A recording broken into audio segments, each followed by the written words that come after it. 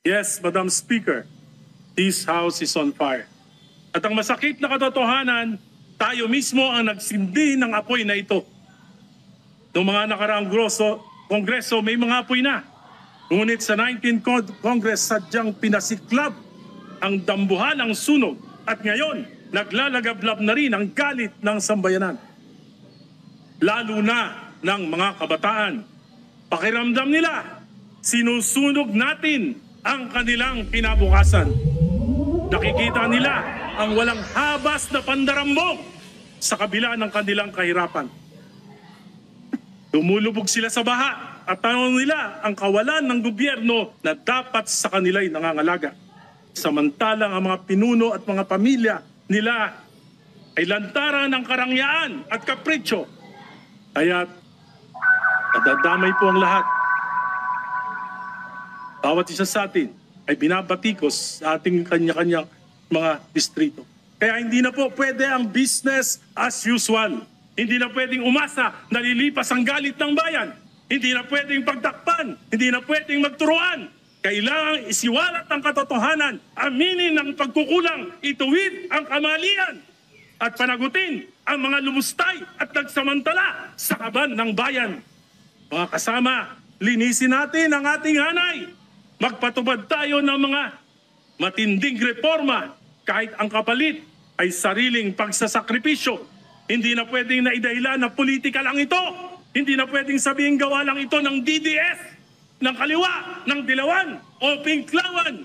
Hindi na pwedeng isisi sa DPWH, sa nakaraang administrasyon o sa mga kontratista, sapagkat ang pinakamalaking korupsyon na ito ay nagsimula sa ating sariling tahanan noong 19th Congress. Hindi po ako narito para humusga sa kadinuman. Bagkus nais kong kumatok sa inyong mga puso at konsensya. Baka naman sobra na talaga. Naniniwala akong pwede pa tayong magbago ng pananaw. Alalahanin natin sa gitna ng pagdarahop ng ating nila at kasaganaan natin, umaasa pa rin ang marami sa ating mga kababayan na maiaangat natin ang kanilang pamumuhay. But the conflagration unleashed by the 19th Congress is of magnitude beyond comprehension.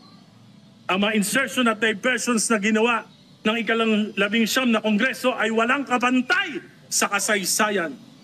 Isang halimbawa ng mapanlinlang at inabusong anyo ng insertion ginamit upang pondohan ang mga proyektong walang tunay na benepisyo sa mamamayan. Hindi plinano ng gobyerno at ng Pangulo.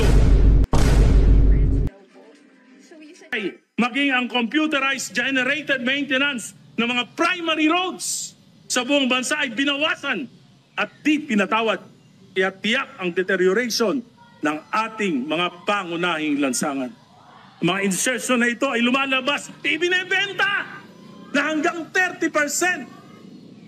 Para may patupad, dadayain ito o ghost project na lamang. Loan proceeds, utang na naman, baon na ang bayan.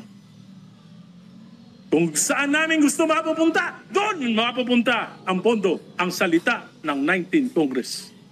Ayon sa DOTR, sa 2 proyekto pa lamang, Metro Subway at PNR Elevated Rail, may tig-4 na taonang delay.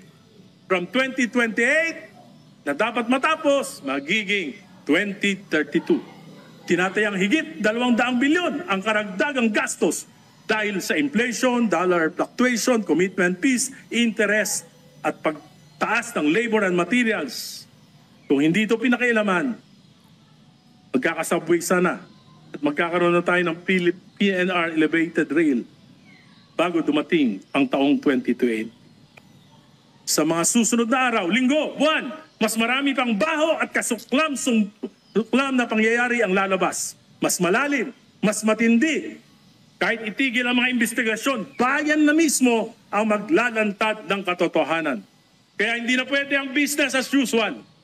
Mga kasama, kung inaakala nating huhupa ang galit ng bayan, kung iniisip natin na malilimutan din ito ng sadyang makakaliputing mga Pilipino, nagkakamali tayo. Sapagkat gising na gising ang mga kabataan at natitiyak ko na ang mga substandard at ghost projects na naibunyag na ay tip of the iceberg pa lamang. Marami pang nakatago at sa pagpapatuloy ng mga investigasyon, marami pang mas malalim at nakakasukang mailalantad.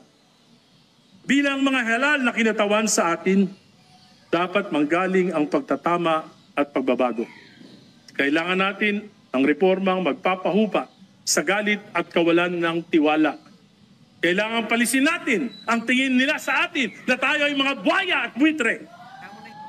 Huwag na nating hintayin na ang mamamayan mismo ang mag-aklas o ang kasundaluhan ang gumawa ng mga bagay na yayanig sa ating demokrating pamumuhay. I therefore, with all humility and with nothing in my heart and mind that to help restore faith in our institution through meaningful reforms. Ngayon pa lamang, humihingi na ako ng kapatawaran sa mga masasaktan ko. Sana hindi kayo magtanim ng galit. This is for our institution. This is for our country. This is for our people. This is for our future. The world is being destroyed by greed, stupidity, and fear. Kaya ngayon, tanong ko, papayag ba tayo na sunugin ang kasakiman ng kongresong ito at ang bansang ito? Papayag ba tayo na lukuban ng katangahan ng sambayanan? Papayag ba tayo na alipinin ng takot na mawala ng pondo kung hindi susunod sa mga pangyarihan kahit mali? Bawasan ang kasopangan, bawasan ang kapangyarihan, lugbok na ang bayan. Salamat po. Magandang hapon sa inyo lang.